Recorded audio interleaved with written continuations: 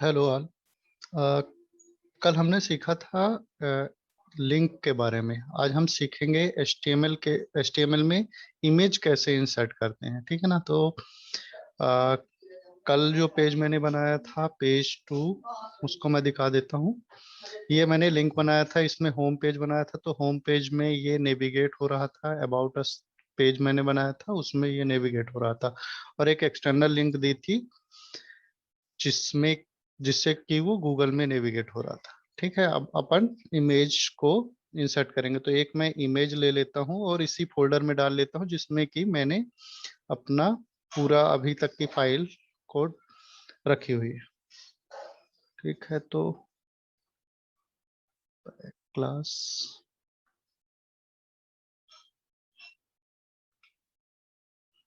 Make image,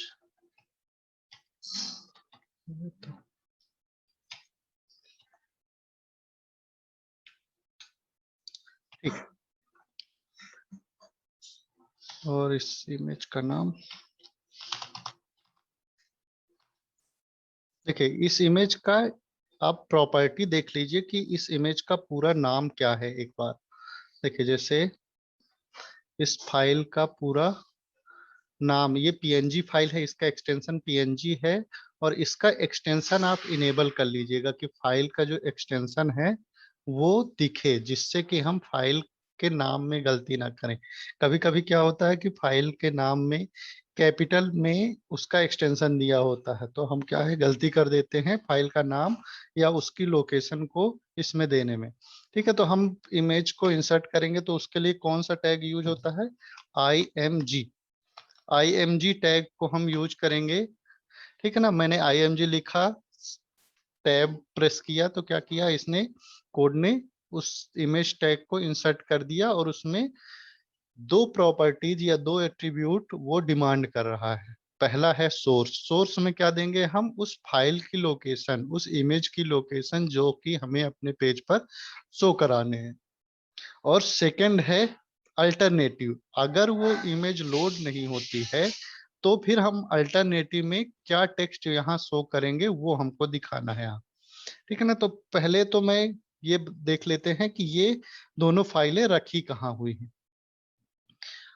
हम देखते हैं कि जैसे ये पेज 2 मैंने बनाया है और पेज 2 के जस्ट बगल में, मतलब दोनों फाइल एक दूसरे की सिबलिंग है, माने सेम पाथ पर रखी हुई है। तो हम क्या करेंगे, यहाँ पर लोकेशन देंगे, यानी फाइल का नाम देंगे। फाइल का नाम क्या है? internet.png। ये हमको हिंट भी दे रहा है कि उसके अंदर ये फाइल रखी हुई है। अल्टरनेट में हम यहाँ दे देंगे इंटरनेट, कुछ भी आप दे सकते हैं, लेकिन रिलेटेड कंटेंट जो इमेज है उससे रिलेट करना चाहिए, तभी उसका कुछ मीनिंग निकलेगा। नहीं तो आप कुछ भी लिख सकते हैं, उसमें कोई प्रॉब्लम नहीं होगी। अब हमने ये इमेज दे दी। अब क्या करते हैं, हम अपना पेज को रिफ्रेश करेंगे। यहाँ जाके रिलोड किया मैंने, ये देखिए हमारे पेज में वो इमेज आ गई। अब इमेज की हाइट और विड्थ भी हम उसके एट्रीब्यूट से ही दे सकते हैं कि वो इमेज की हाइट कितनी होगी और विड्थ कितनी होगी। तो यहाँ एक हम एट्रीब्यूट और देंगे हाइट का। हाइट में हमने लिख दिया मान लीजिए 150। ठीक है ना। तो वो क्या करेगा, इमेज को 150 पिक्सल में दिखाएगा। उसकी जो हाइट है इमेज की वो 150 पिक्सल होगी और उसके अकॉर्डिंग ही उसकी विड्थ लेगा। मतलब हाइट इसकी 150 है और उसी रेशियो में उसका विड्थ लेगा, मतलब उस इमेज का रेशियो देखेगा वो और विड्थ उसके हिसाब से रख देगा। लेकिन अगर हम विड्थ भी देना चाहें, हम विड्थ भी दे सकते हैं। विड्थ मैंने दे दिया मान लीजिए 600 पिक्सल।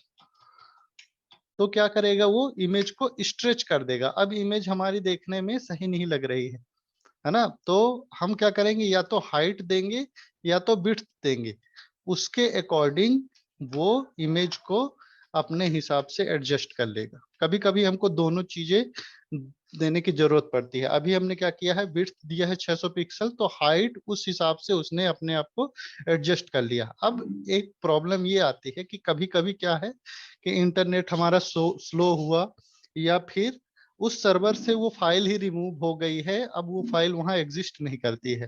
तो क्या होगा, उस मान लीजिए ये फाइल का पाथ मैंने लोकेशन गलत डाल दी, या फाइल का नाम मैंने ये कर दिया, अब ये फाइल एग्जिस्ट नहीं करती है हमारे सर्वर में। तो ये एक सजेशन की जगह मैं यहाँ डाल देता हूँ internet1.png। तो क्या होगा, यहाँ क्या शो करेगा, देखिए यहाँ ब्रोकन इमेज, ये ब्राउजर हमारा बता रहा है कि ये इमेज हमको नहीं मिली है। और अल्टरनेट में जो हमने टेक्स्ट डाला था, यहाँ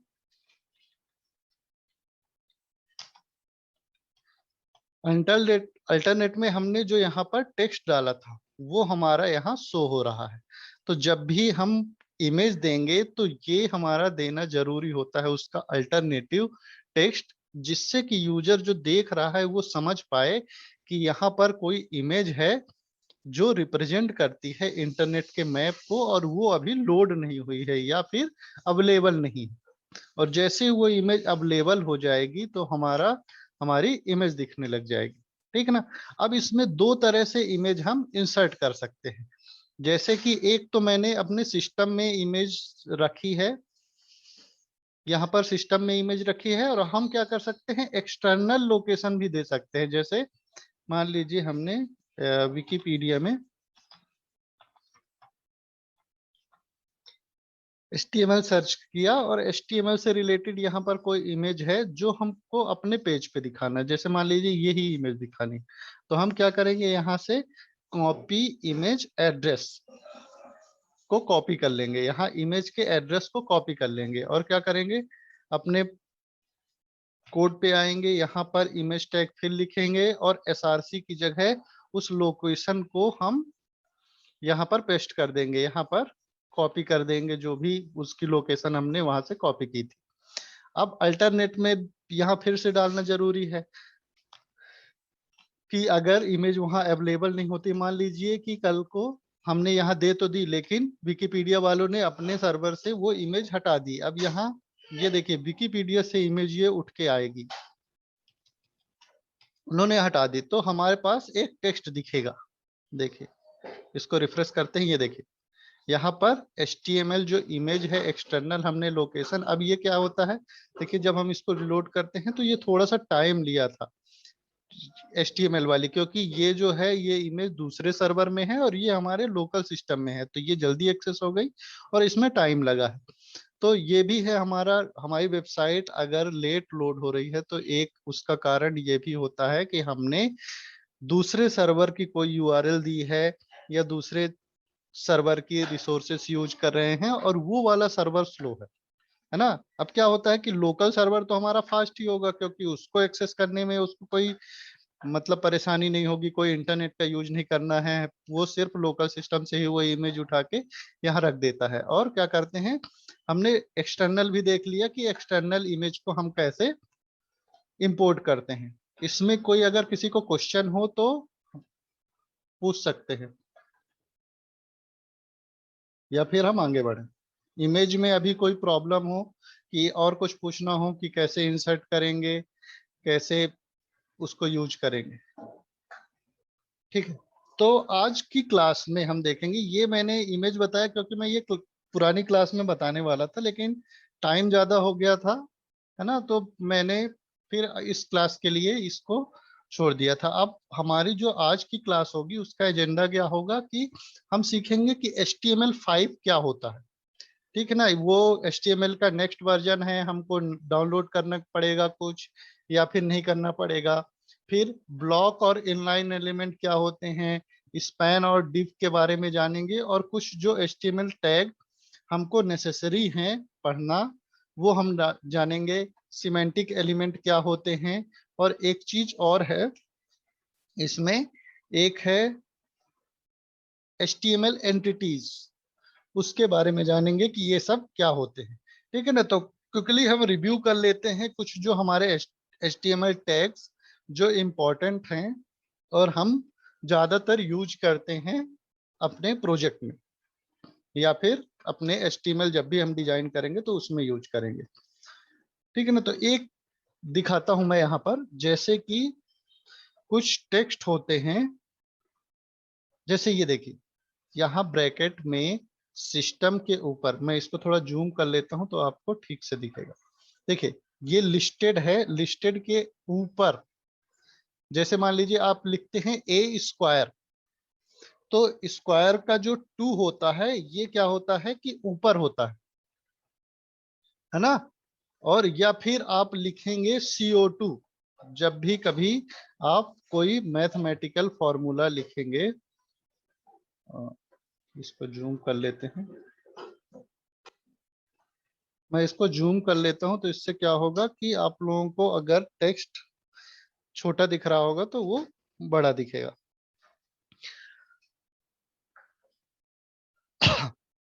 अब क्या करते हैं यहाँ पर, मैं दिखाता हूं कि जैसे मान लीजिए हमको लिखना है ए स्क्वायर, ठीक है ना। ये एक टेक्स्ट है, मैंने इसको मान लीजिए हम इसको पैराग्राफ में ले लेते हैं, ए स्क्वायर, ठीक है ना। ये हमको लिखना है, हमारा जो ये वाला पेज था इसको रिलोड करते हैं। ये यहाँ पर ए स्क्वायर लिखा हुआ है, मैं आपको जूम करके दिखाता हूँ। तो इसका जो ये टू है, ये क्या होता है कि इसके जस्ट बगल में है, क्योंकि इसको हमने बताया नहीं है कि इसको ऊपर रखना है। तो इसके लिए एक टैग यूज होगा, जिस चीज को हमको ऊपर रखना है तो उसमें क्या लिखेंगे हम, एक टैग यूज होगा SUP, ठीक है ना। और इसको बंद कर देंगे SUP को। और जिस टेक्स्ट को हमको ऊपर लिखना है, मान लीजिए स्क्वायर को हमको ऊपर लिखना है, तो ये क्या करेगा, उस टेक्स्ट को, अब हम इस पेज को रिफ्रेश कर रहे हैं, तो क्या करेगा, वो टू को ऊपर लिख देगा और ये हमारा बन जाएगा ए स्क्वायर। अब मान लीजिए हमको लिखना है CO2, CO2, CO2 कैसे लिखते हैं, ऐसे लिखते हैं। और जो टू रहता है वो हमारा टेक्स्ट क्या रहता है, नीचे रहता है। ओके, पैराग्राफ टैग में ही लिख लेता हूं मैं CO2, तो ये क्या होगा कि नई लाइन में आएगा।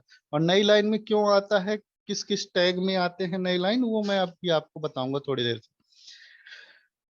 तो ये मैंने लिख दिया CO2, और CO2 का जो टू है ये नीचे नहीं है, तो इसके लिए कौन सा टैग यूज होता है हमारा, इसके लिए होता है सब स्क्रिप्ट। इसको अगर हम फुल फॉर्म इसको लिखेंगे तो ये सुपर स्क्रिप्ट होता है, और ये होता है सब स्क्रिप्ट, मतलब नीचे लिखने के लिए। तो यहाँ लिखेंगे सब और यहाँ लिख देंगे टू।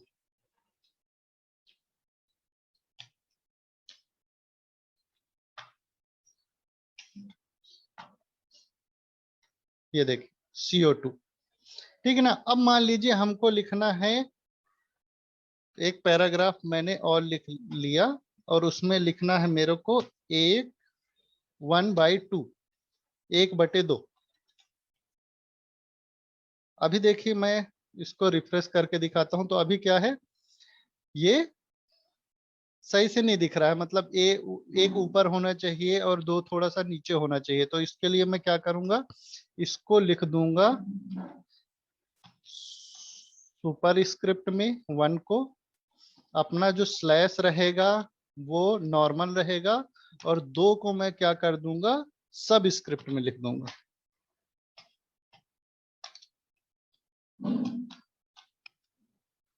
दो को, अब क्या होता है, इसको करेंगे तो ये हमारा 1/2 दिख गया। जब भी कभी हमको जरूरत पड़ेगी इस तरह से लिखने की, तो हम सुपर स्क्रिप्ट और सब स्क्रिप्ट का यूज करके लिख सकते हैं। तो हमारा एक टैग हमने क्या यूज किया, सुपर स्क्रिप्ट, और एक टैग यूज किया सब स्क्रिप्ट। ठीक है, अगला टैग देखते हैं कि जैसे मान लीजिए मेरे को कोई पोयम लिखनी है, पोयम लिखते हैं। मैं ये मिटा दूं क्या, पुराना जो हमारा लिखा हुआ है इसको मैं कुछ मिटा देता हूँ, और इमेजेस के ऊपर इनको लिख देता हूँ, तो ये हमारा पेज में ऊपर दिखेगा। ये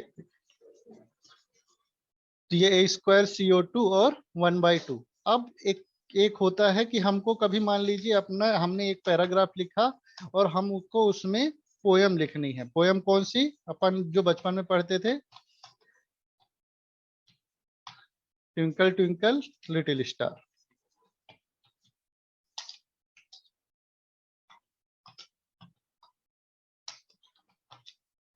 how are wonder what you are, twinkle twinkle little star, मेरे ख्याल से ऐसा रहता था।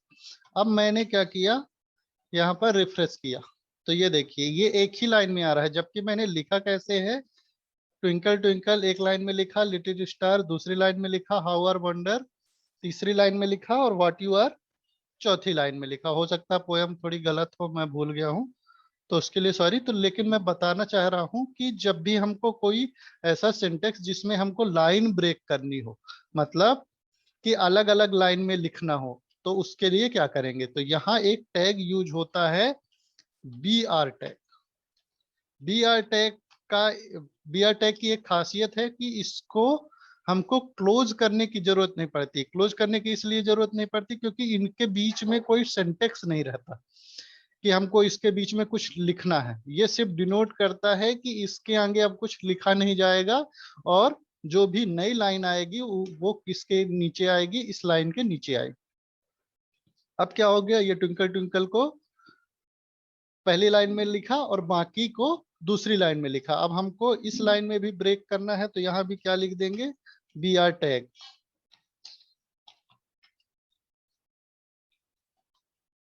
ठीक, तो इस लाइन को भी उसने ब्रेक कर दिया। अगली लाइन को ब्रेक करना है तो यहाँ भी लिख दिए, ब्रेक कर दिए। ठीक है ना। और जो अगली वाली लाइन है वो ऑटोमेटिक नीचे चली गई है, तो उसको ब्रेक करने की जरूरत नहीं है, तो मत कीजिए, है ना। तो बताने की मेरा पर्पज क्या था कि जब भी आपको कभी लाइन ब्रेक करनी हो, जैसे कि एक लंबा पैराग्राफ था जो पहले लिखा हुआ था,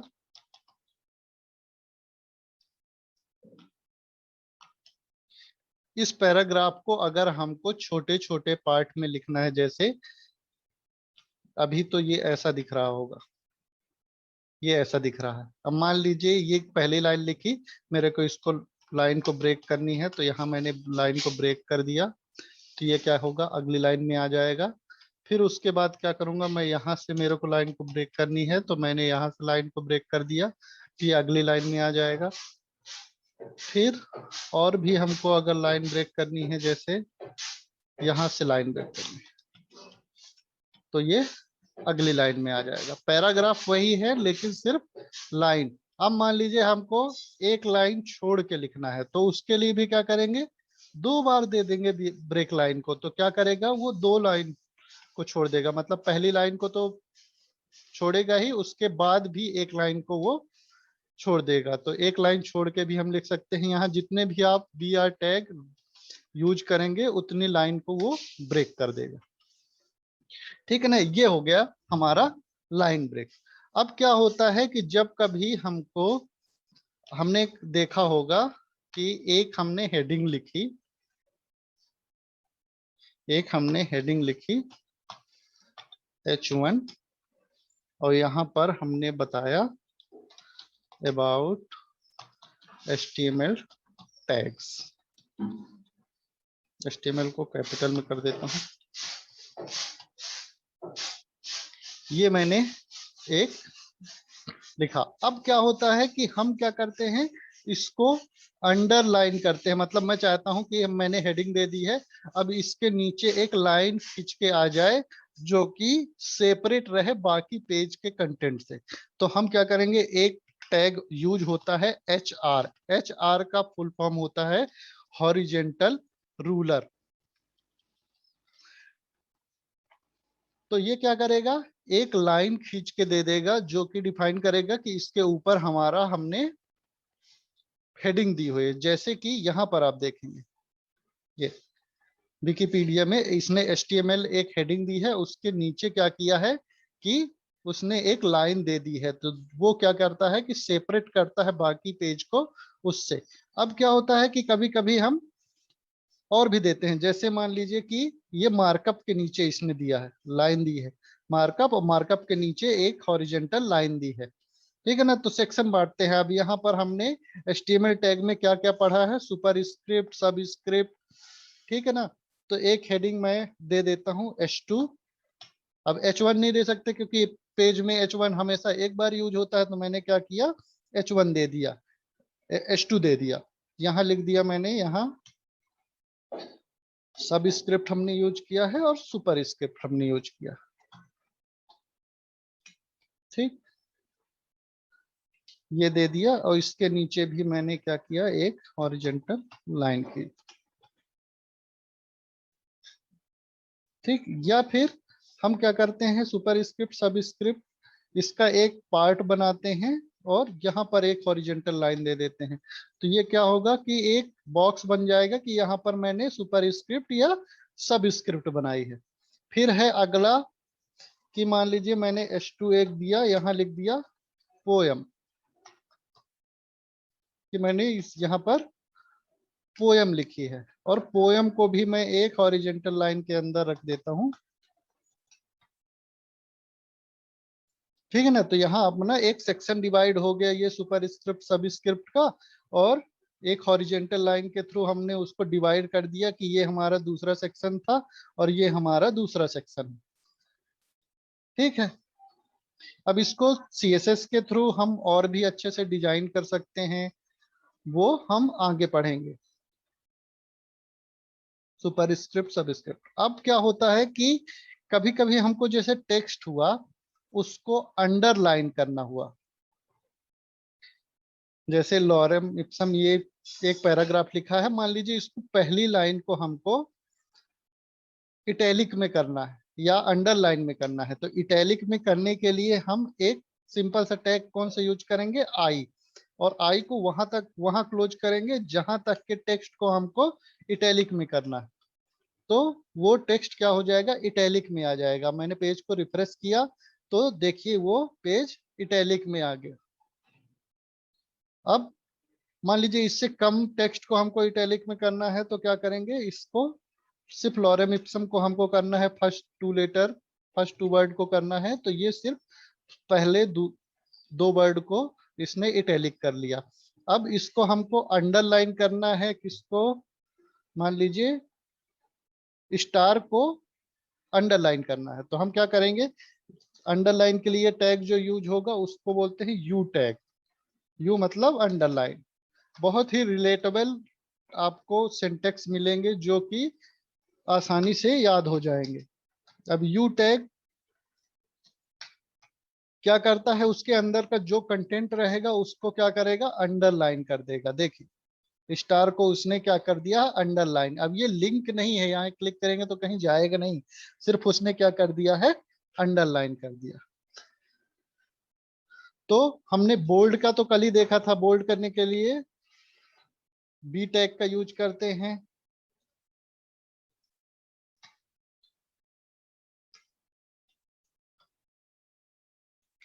तो वो क्या करता है कि टेक्स्ट को बोल्ड कर देता है। ये टेक्स्ट जो है बोल्ड में लिखा हुआ है, ये अंडरलाइन में लिखा। अब कोई टेक्स्ट को हमको मान लीजिए बोल्ड भी करना है, इटैलिक भी करना है, अंडरलाइन भी करना है। तो जैसे मान लीजिए मैंने एक, ये पोयम को कर देते हैं, या ट्विंकल ट्विंकल को कर देते हैं, पोयम को कर देते हैं। मेरे ये तो पहले से बोल्ड है, H2 तो पहले से बोल्ड रहता है, तो इसमें ज्यादा फर्क नहीं पड़ेगा। तो ये जो सेकंड वाला ट्विंकल है, इसको मैं बोल्ड इटैलिक अंडरलाइन तीनों करके बताता हूँ। तो पहले हम क्या लिख देते हैं, बोल्ड। आप बाद में भी लिख सकते हैं, कोई टेंशन नहीं है उसका। पहले कोई भी टेक्स्ट टैग यूज कर सकते हैं, लेकिन वो बंद उसी सीक्वेंस में होना चाहिए जिस सीक्वेंस में वो क्लोज हुए हैं, ठीक है ना। अब मेरे को क्या करना है, इटैलिक यूज करना है, तो ये मैंने इटैलिक कर दिया। तो सबसे पहले तो बोल्ड दिखा देता मैं, खैर छोड़िए। तो ये क्या हुआ, बोल्ड भी हो गया है और इटैलिक भी हो गया है। अब इसको अंडरलाइन भी करना है, तो एक टैग और यूज करेंगे, अंडरलाइन।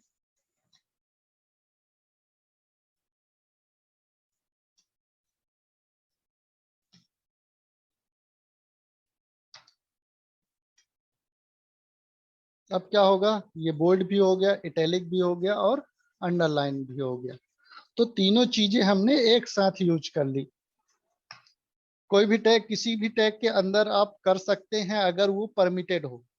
परमिटेड कैसे पता चलेगा कि परमिटेड है कि नहीं है, कोई टैग किसी टैग के अंदर यूज कर सकते हैं कि नहीं कर सकते हैं? तो कल मैंने आपको बताया था हमारी एक वेबसाइट MDN HTML, ठीक ना, इसमें सर्च करेंगे उस टैग के बारे में आप थोड़ा सा और देखेंगे। तो या तो आप करके देख लीजिए, अगर वो यूज हो रहा है तो अच्छी बात है, नहीं यूज हो रहा है तो आप कुछ एरर आ रही है या वो अच्छे से वर्क नहीं कर रहा है तो उसके बारे में थोड़ा सा आप सर्च कर लीजिए।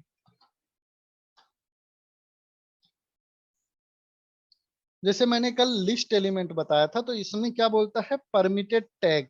सिर्फ हम li टैग को यूज कर सकते हैं, स्क्रिप्ट को, टेम्पलेट को। तो अभी ये स्क्रिप्ट और टेम्पलेट हम बाद में पढ़ेंगे, अभी li टैग को ही हम मानेंगे कि सिर्फ हम li टैग मतलब कोई भी यूएल है, अनऑर्डर्ड लिस्ट है, उसके अंदर सिर्फ हम कौन सा टैग यूज कर सकते हैं, li टैग यूज कर सकते हैं। उसके अलावा और कोई सा टैग यूज नहीं कर सकते, ठीक है ना। अब मान लीजिए कोई पैराग्राफ टैग, पैराग्राफ एलिमेंट, उसको देखते हैं। तो यहाँ पर परमिटेड टैग,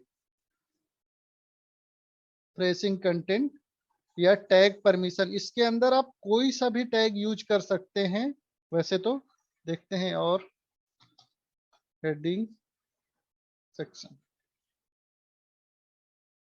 जहां भी ये लिखा है फ्रेजिंग कंटेंट, तो यहाँ पर हम कोई भी टैग यूज कर सकते हैं। ये सारे टैग हम उसके अंदर यूज कर सकते हैं। और देखते हैं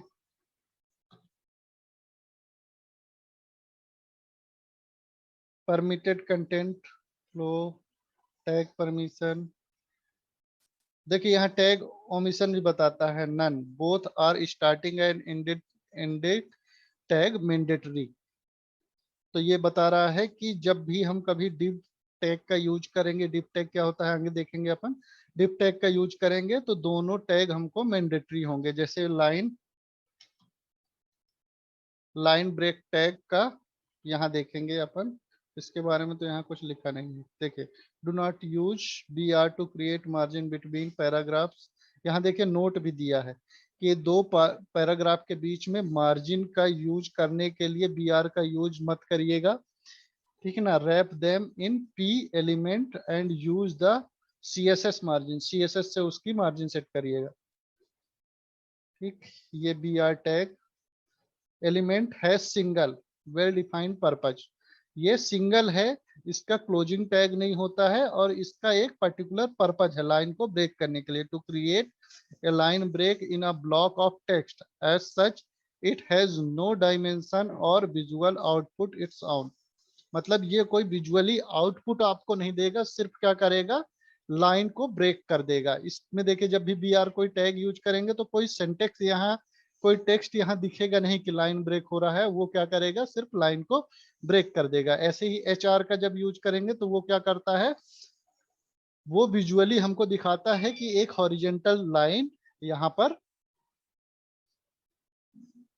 खींची गई, ठीक है ना। तो अभी हमने कौन कौन से टैग देख लिए, सब स्क्रिप्ट, सुपर स्क्रिप्ट देख लिया, HR टैग देख लिया, BR टैग देख लिया, है ना। ये सारे BR tag, HR, super script, I से इटैलिक और U से अंडरलाइन टैग भी देखा। और कौन सा एक टैग देखा है अपन ने शुरू में ही, B टैग, इससे क्या होता है, बोल्ड होता है। तो लगभग डॉक्यूमेंट में जो भी हमारे अभी तक, जो नॉर्मली डॉक्यूमेंट हम बनाते हैं वर्ड में या किसी फाइल में, तो नॉर्मली जो हम टैग यूज करते हैं वो हमने यहाँ यहाँ पर देख लिए, ठीक है ना। तो अब क्या करते हैं, अगर किसी के पास अभी क्वेश्चन हो तो पूछ सकते हैं इससे रिलेटेड, या पुरानी क्लास में कुछ समझ में ना आया हो तो वो भी आप पूछ सकते हैं, अभी हमारे पास टाइम है। उसके बाद हम नेक्स्ट सेक्शन जब स्टार्ट करेंगे, नेक्स्ट सेशन पार्ट 2, तो उसमें क्या क्या पढ़ेंगे वो मैं आपको बता देता हूँ। उसमें हम पढ़ेंगे कि HTML5 का कॉन्सेप्ट कैसे आया है, HTML5 होता क्या है, फिर ब्लॉक, इनलाइन एलिमेंट और डिव और स्पैन के बारे में जानेंगे हम। ठीक है ना। तो अभी किसी के पास क्वेश्चन हो तो प्लीज पूछ सकते हैं। है क्या किसी के पास कोई क्वेश्चन?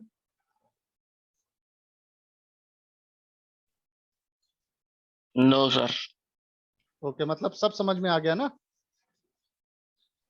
जी सर। चलिए, चलिए ठीक है। तो अपन अभी एक क्लास को इसको एंड करते हैं और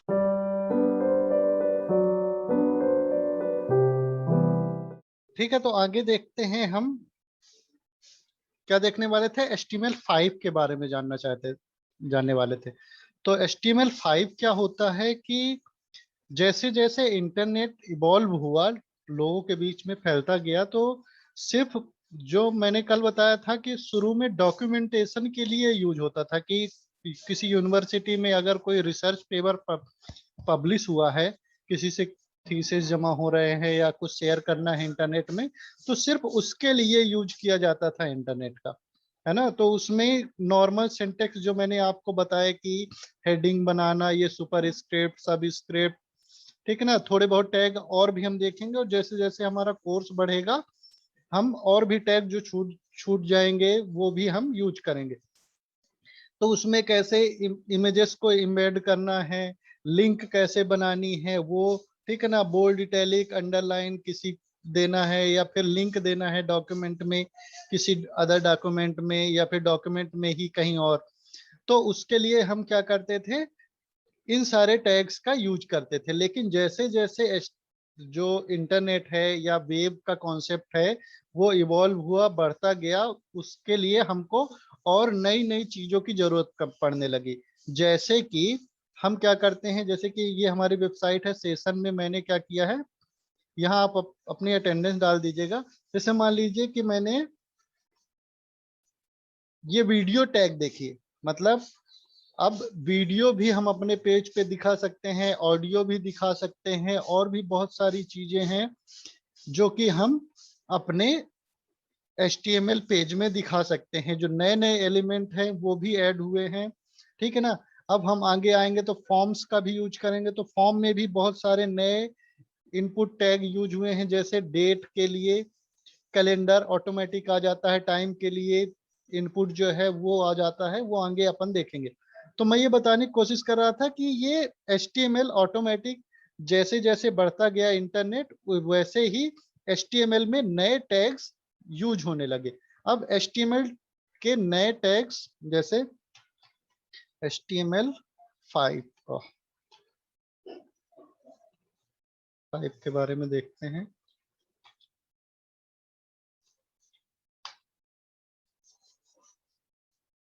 HTML5 अभी तक मैंने आपको दिखाया था विकिपीडिया में HTML। अब क्या देखेंगे, HTML5। तो ये वेब ब्राउजर जो है वो हमारे नए नए टैग्स को सपोर्ट करने लगा है। एक है, जैसे मान लीजिए हम कोई एक लिंक देते हैं, तो उसके लिए कौन सा टैग यूज करेंगे, HREF।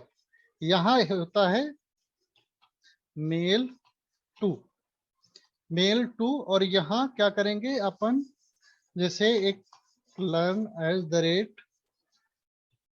solution points co.in, एक ईमेल एड्रेस देंगे और email your assignment, email your assignment. अभी मैंने सारी चीजों को अंदर ही रख दिया है, इसको मैं बाहर कर देता हूँ। तो अब क्या होता है, जब हम इसमें क्लिक करेंगे तो क्या करेगा, ये मेल खोलेगा। ये देखिए हमारा जो मेल क्लाइंट होगा, जैसे आउटलुक आपने कॉन्फ़िगर किया होगा, तो वो खोल के दे देगा। और यहाँ जो टू है उसके एड्रेस में जो भी हमने दिया था, जो भी हमने लिंक दी थी, वो क्या करेगा, यहाँ पर शो करेगा। तो नए नए जो टैग्स हैं वो इन्वॉल्व हुए हैं। जैसे अभी आपको मैंने क्या बताया है, ईमेल बताया है। ऐसे ही कॉलिंग के लिए भी होता है कि आप कोई नंबर दे दीजिए और उसमें ये कॉल करके दे देगा, मतलब डायरेक्ट कॉल कर देगा अगर आप मोबाइल पे हो तो। ठीक। और नए टैग को इसमें शामिल किया गया है HTML5 में। तो आपको कोई भी अपडेट डाउनलोड करने की जरूरत नहीं पड़ेगी कि आपको कोई भी नया चीज डाउनलोड करना है। ये ब्राउजर ऑटोमेटिक उस नए टैग के लिए सपोर्ट प्रोवाइड करता है। तो जो हमको वीडियो यूज करना है तो क्या करेंगे, W3 स्कूल मैंने आपको बताया था HTML, इसमें वीडियो टैग के बारे में देखते हैं। ये HTML5 का है। और देखिए जब भी कभी HTML5 का यूज होगा तो आप W3 स्कूल में एक बार चेक जरूर कर लीजिएगा कि वो आपका जो ब्राउजर है वो सपोर्टेड है कि नहीं है उस टैग के लिए। जैसे वीडियो टैग के लिए अब लगभग सारे ब्राउजर में सपोर्ट दे दिया है, इसमें इंटरनेट एक्सप्लोरर नहीं है, ठीक ना। तो जो पुराने वर्जन थे इंटरनेट एक्सप्लोरर के वो इसमें सपोर्ट नहीं करते हैं। तो अब देखिए इसको मैं ट्राई करके बताता हूं। तो उसने क्या किया है कि सोर्स ऐड किया है वीडियो का। अब ये उसके सर्वर में है तो उसने वीडियो की लोकेशन इसमें दी हुई है।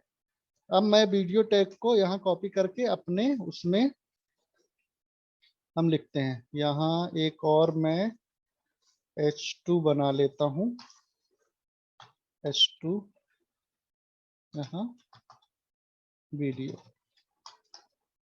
और यहाँ सिर्फ अपने को क्या करना है, लोकेशन देना है। अभी अगर मैं आपको दिखाऊंगा यहाँ वीडियो टैग रिफ्रेश करके तो ये क्या करेगा, खाली पेज दे रहा है क्योंकि हमारा लोकेशन यहाँ पर सही से नहीं है। अब मैं क्या करता हूँ कि एक वीडियो ले लेता हूँ, वीडियो क्लास की ही मैं वीडियो ले लेता हूँ और अपने फोल्डर में डाल लेते हैं।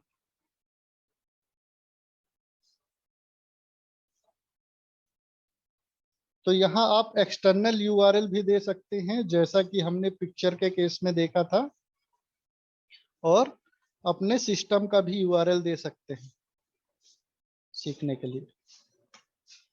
ये ऑग नहीं है, अपना MP4 फॉर्मेट है। अगर हमारा ब्राउजर सपोर्ट करता है तो ये दिखाएगा, नहीं तो क्या दिखाएगा, your browser does not support the video tag. अब देखिए, ये देखिए हमने क्या किया, उस वीडियो को अपने इसमें इंसर्ट कर दिया तो सारे इंसर्ट कर दिया, और यहाँ क्या है कि वीडियो आ गया। अब वीडियो के सारे कंट्रोल्स भी हमको यहाँ शो कर रहे हैं। W3 स्कूल में अपन वीडियो टैग के बारे में और भी देखेंगे।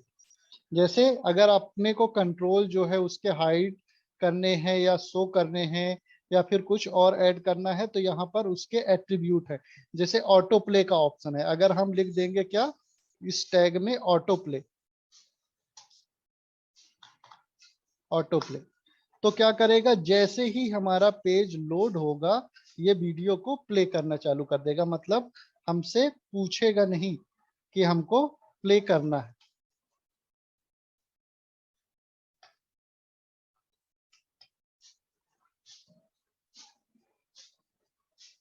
प्ले क्यों नहीं कर रहा, कंट्रोल गायब कर दिया मैंने।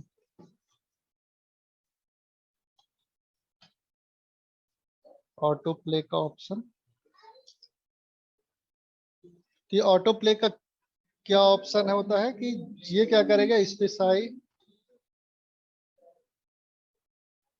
हाँ इसमें हम देखेंगे कि क्या करता है auto play, specific video will start playing soon as it is ready. तो ये क्या होता है, हो सकता है कि ये लोड नहीं हो पा रहा हो, काफी लंबा वीडियो है तो इसलिए ये स्टार्ट नहीं हो पा रहा है। बाकी ये ऑटो प्ले का यूज किस लिए करते हैं, ऑटोमेटिक स्टार्ट करने के लिए, कि जैसे ही वो वीडियो लोड हो जाए वो ऑटोमेटिक चले। फिर है सेकंड है इसके बारे में और एट्रीब्यूट कि हमको कंट्रोल को इनेबल डिसेबल करने हैं। मतलब अभी क्या होगा कि जैसे वीडियो हमारा दिख रहा है, इसमें प्ले की बटन है, टाइमिंग दिख रही है, म्यूट अनम्यूट का है, वॉल्यूम भी आप कम ज्यादा कर सकते हैं, इसको जूम कर सकते हैं, ठीक है ना। तो ये सारे कंट्रोल आपको अगर हाइड शो करने हैं तो यहाँ से हाइड शो कर सकते हैं। तो ये HTML5 के कुछ टैग्स हैं जो हम की यूज करेंगे अपने प्रोजेक्ट में आगे जब पढ़ेंगे तो, ठीक है ना। और अभी मैं एक मेन चीज आपको बता देता हूं कि हमारे जो HTML जो भी हम कोई यूज करेंगे वो दो टाइप के हमारे HTML होते हैं। एक तो होता है इनलाइन और एक होता है ब्लॉक एलिमेंट। इनलाइन एलिमेंट क्या होता है, ब्लॉक एलिमेंट क्या होता है, ये हम एग्जाम्पल के थ्रू जानेंगे। कि जैसे ये हमारा पेज है, इसको इंस्पेक्ट करना मैंने आपको बताया था पहले से। अब क्या है कि मान लीजिए इसको इंस्पेक्ट करते हैं, तो जब भी हम यहाँ देखिए H1 के ऊपर मैं आऊंगा, यहाँ इसको जूम कर लेता हूं, H1 के ऊपर आऊंगा तो ये जो नीली लाइन दिख रही है या पूरी लाइन दिख रही है, ये क्या डिनोट करता है कि H1 टैग भले ही थोड़ा सा लिखा हो, सिर्फ 3 वर्ड लिखा हो, लेकिन ये क्या करता है, पूरे ब्लॉक को एक्यूपाइड कर लेता है। मतलब यहां से लेके ए से लेके और ये पूरा ब्लॉक एक्यूपाई कर लेता है, भले ही कंटेंट इसमें छोटा हो या बड़ा हो। ठीक है ना। ऐसे ही हम वीडियो टैग, ये H2 है, तो जितने भी हेडिंग एलिमेंट होते हैं वो क्या कर लेते हैं, पूरा ब्लॉक ऑक्यूपाइड कर लेते हैं। लेकिन जैसे ही हम वीडियो टैग देखेंगे तो ये क्या करता है, सिर्फ उतना ही ब्लॉक को ऑक्यूपाइड किया है जितना कि उसका कंटेंट है। हमने क्या है 230 बाई 240 पिक्सल की इसकी साइज दी थी, तो उसने सिर्फ उतना ही ब्लॉक को ऑक्यूपाइड किया है, उतना ही यूज किया है। जैसे मान लीजिए और भी देखते हैं हम यहाँ। अब जैसे ये आई एलिमेंट है, तो ये आई भी क्या कर रहा है, सिर्फ उतना ही स्पेस ले रहा है जितना कि उसको जरूरत है। मतलब जितना कि कंटेंट है सिर्फ उतना ले रहा है। लेकिन पैराग्राफ कितना ले रहा है, पूरा। मतलब हमने पैराग्राफ यहां से चालू किया था, तो उसने क्या किया है कि पूरे ब्लॉक को कैप्चर कर लिया है। तो दो तरह के हमको एलिमेंट मिलेंगे HTML में, एक मिलेगा ब्लॉक एलिमेंट और एक मिलेगा अपने को इनलाइन एलिमेंट। अब जैसे आगे और देखते हैं, जैसे ये लिंक हमने दी है, तो ये क्या है, ये इनलाइन एलिमेंट है। मतलब ये बाउंड नहीं करता अपने नेक्स्ट जो एलिमेंट है। मतलब इसके बाद मैंने योर असाइनमेंट लिखा था, तो उसको इसने अगली लाइन में नहीं किया, उसी लाइन में इसको रखा है। ठीक है। और भी देखते हैं, जैसे ये लिंक है, लिंक जो होती है वो क्या होती है, इनलाइन एलिमेंट होती है। ऐसे ही ये इमेज है, ये इमेज को देखिए, ये क्या किया है कि जो अगली हमारी इमेज है उसको अपने बगल में रखा है, ना कि उसको अगली लाइन में। तो हमको सिर्फ दो टाइप के एलिमेंट मिलेंगे HTML में। एक मिलेगा इनलाइन, जो कि सिर्फ उतना ही स्पेस को कैप्चर करेगा जितना कि उसके अंदर कंटेंट है। ठीक है ना। अब जैसे ये सुपर स्क्रिप्ट, सब स्क्रिप्ट भी उतना ही स्पेस को कैप्चर किया है जितना कि उसको उसके अंदर का कंटेंट है। लेकिन हम पैराग्राफ टैग को देख रहे हैं कि उसने पूरे कंटेंट को ऑक्यूपाइड किया है। तो जब भी कोई एलिमेंट, नई लाइन, वो दो तरह से काम करता है। एक तो करता है कि मैं अकेले लाइन में रहूंगा। मतलब अगर मैंने एक एग्जांपल के लिए मैंने एक लिया लिंक लिया, लिंक कैसे लेते हैं, HREF, और इसके अंदर मैंने क्या किया, एक टेक्स्ट लिखा, दिस इज टेक्स्ट। अब इसके बाद मैंने एक लिया पैराग्राफ, पैराग्राफ में दिस इज पैराग्राफ। और इसके आगे भी मैं एक क्या ले लेता हूं, कुछ टेक्स्ट ले लेता हूं पैराग्राफ खत्म होने के बाद, आफ्टर पैराग्राफ। ये लिंक के नीचे आएगा, तो देखिए ये दिस इज पैराग्राफ, ये आफ्टर पैराग्राफ। मैंने लिंक लिया है, तो क्या किया है इसने पैराग्राफ में, ये सिर्फ हमारे पैराग्राफ के कारण हो रहा है। ये पैराग्राफ क्या करता है, बाउंड करता है। This is text, this is text क्या किया, ये जो एंकर एलिमेंट है वो इन लाइन है, तो वो क्या किया कि उसी लाइन से स्टार्ट किया जिस लाइन से हमारा प्रीवियस वाला क्लोज हुआ था। मतलब यहाँ असाइनमेंट के बाद हमारा चालू हुआ, तो यहाँ दिस इज टेक्स्ट उसने लिख दिया।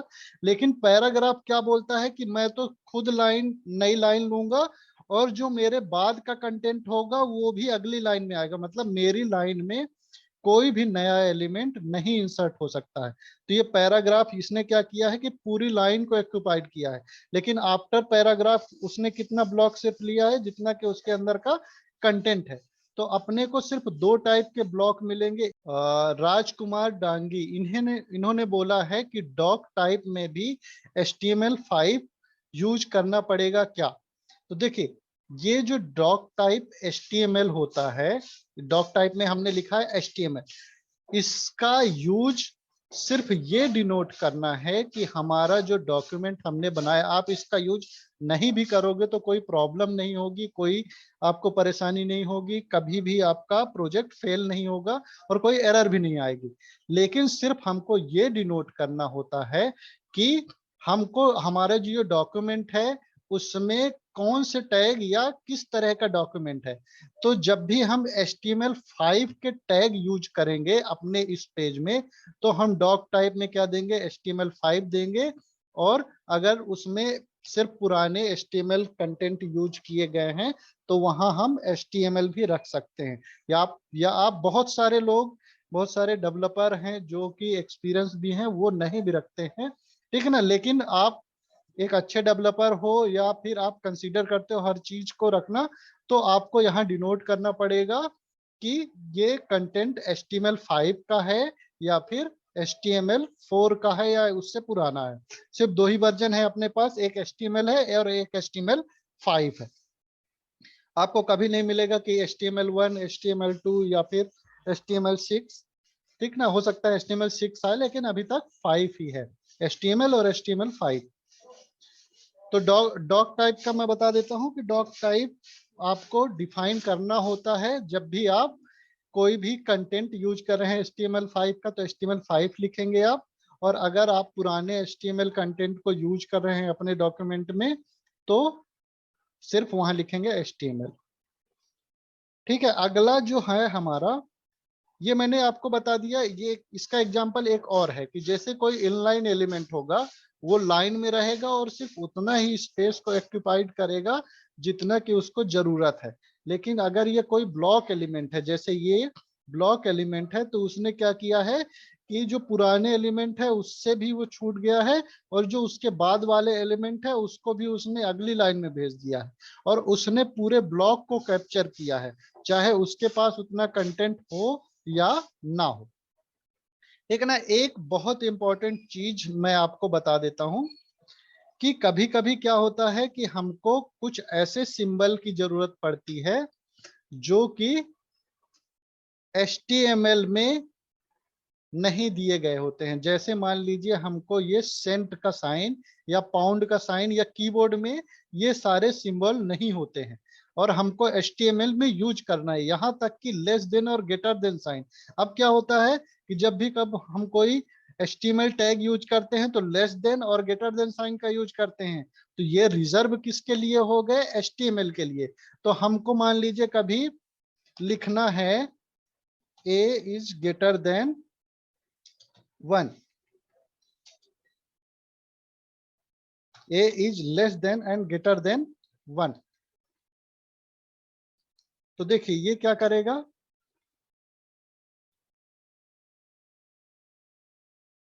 यहां पर इंसर्ट कर दिया, लेस देन इंटर देन।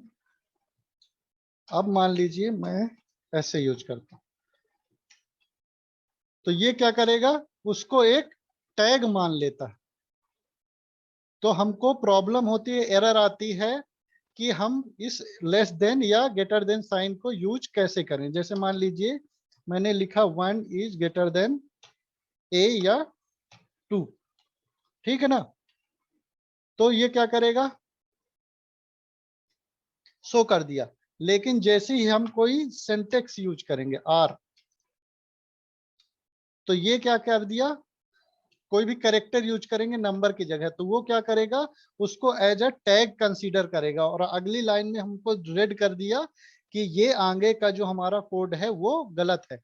तो हम क्या करेंगे, उसके लिए HTML की एंटिटीज होती हैं, ठीक है ना। तो उसके 2 तरह से एंटिटीज को हम यूज कर सकते हैं। एक तो होता है एंटिटी नेम और उसका होता है एंटिटी नंबर। तो हम क्या करेंगे, लेस देन के लिए इसको यूज करेंगे। इसकी लिस्ट आपको याद करने की जरूरत नहीं है, आप HTML एंटिटीज सर्च कर सकते हैं और आपको HTML एंटिटीज की पूरी लिस्ट मिल जाएगी। रेफरेंस। देखिए ये सारे जितने सिंबल होते हैं जो भी यूज में आते हैं उसकी हमको सारी लिस्ट मिल जाएगी। तो इसमें आपको नंबर भी दिया होगा कि कैसे यूज करेंगे और उसका कोड भी दिया होगा। मैं थोड़ा सा जूम कर देता हूं। तो जैसे मान लीजिए हमको ये यूज करना, तो इसके लिए ये HTML एंटिटीज हमने कॉपी कर ली और अपने डॉक्यूमेंट में रख दिया और पेज अपना रिफ्रेश करते हैं। ये देखिए इसने उस सिंबल को शो कर दिया है। तो जब भी हमको जरूरत पड़ेगी इन सिंबल की तो हम क्या सर्च करेंगे, HTML एंटिटीज को। तो आपको क्या करना है आज के असाइनमेंट में आपको एक ऐसा पेज बनाना है जिसमें कि अभी तक के जितने भी टैग मैंने दिए हैं, अभी मैंने HTML5 का टैग आप ये वीडियो का छोड़ देंगे, ठीक है ना। वीडियो टैग के बारे में मैं आपको आगे भी एक्सप्लेन करूंगा और जब भी हम अपना प्रोजेक्ट बनाएंगे तो वहां पर भी इसको यूज करेंगे। तो आप HTML5 के टैग जो है वो छोड़ दीजिएगा, लेकिन एक डॉक्यूमेंट बना के आप मुझे सेंड करिएगा जिसमें कि ये सारे टैग जो अभी तक के मैंने आपको बताए हैं वो यूज हुए हैं, ठीक है ना। और डॉक्यूमेंट को डिजाइन करने की कोशिश करेंगे तो वो एक मीनिंगफुल वे में दिखेगा। कल हम ये डिव, स्पैन और आगे जो भी इसके एलिमेंट हैं वो हम देखेंगे कि ये डिव और कैसे काम करता है।